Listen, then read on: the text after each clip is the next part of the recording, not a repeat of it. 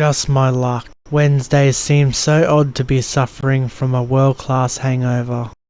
I make this body vomit all over the floor. The mess is up to some other poor soul to take care of. I arrive at the cafe in some small town. I briefly observe my surroundings, with a heavy bowling ball of a brain.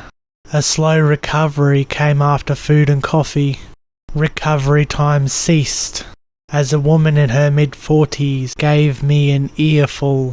All of a sudden, I was the worst man in town. I feel a substantial amount of empathy towards this woman, as a flashback flicked through this man's brain. Why in the absolute hell would I ever come back here? No wonder they have short lifespans. An extra 100 years added to their life would only have undesirable outcomes. Other species have taken less time to reach their full potential. The inhabitants of Earth crash faster than they surge. The last team observing Earth from its moons scrap its mission. How can you assist when assistance is needed time and time again? I can't go home. I feel I belong out here. Zaksarn told the captain. You are not the first young scholar with his head down, the captain replied. The Hinda Badangsar University from the Taganmore moon surface keeps failed scholars until success is made, which can be a really long time. The crew finally moved on by captain's orders. Earth's moon had accommodated different crews for centuries. Collected data was immediately stored in archives. No time was to ever be wasted here for a long while. How many revolutions have been easy only to make it hard for the next one?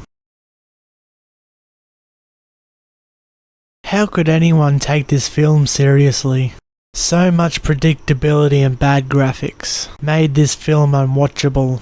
Whoever sent me this old piece either has no accounting for taste, or they are just plain stupid to think I am to let my guard down, just like those less evolved nutjobs responsible for such incidents.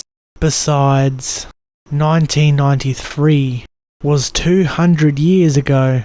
Why would anyone be sending packages in 2193? The date on the package was only 3 days ago. The slowest delivery made in my time. Most of my family and work colleagues laughed at my expense after viewing the film. It was certainly better than going against my idea. The past 4 years has been a success, up until this point. I have received the greatest of views, but recently I have been receiving a litany of bad ones. The loudest voices of our time are that of traumatized children.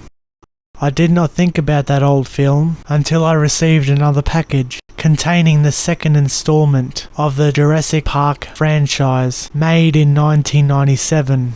Who was this anonymous messenger, and why wait an extra 4 years this time?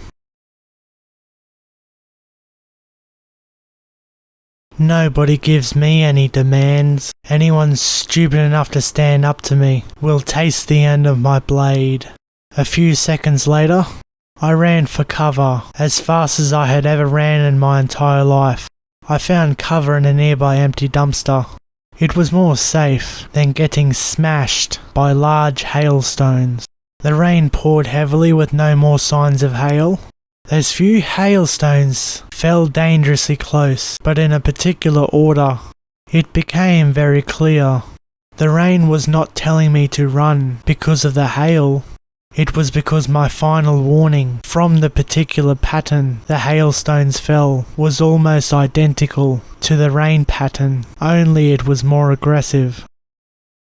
As the rain eased, my worst nightmares came to play. The rancid odour from the dumpster was not the worst part.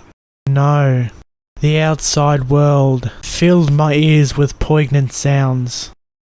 As the rain subsides, my ears feel a temporary reprieve from piercing screams that echoed through the street.